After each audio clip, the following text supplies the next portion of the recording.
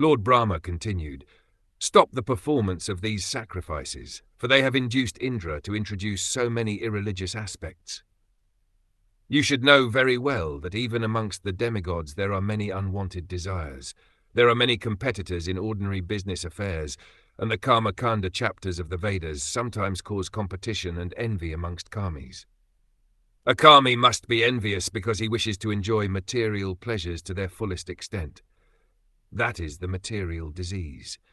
Consequently, there is always competition amongst karmis, either in ordinary business affairs or in the performance of yajna.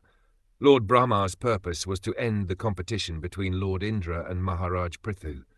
Because Maharaj Prithu was a great devotee and incarnation of God, he was requested to stop the sacrifices so that Indra might not further introduce irreligious systems, which are always followed by criminal-minded people.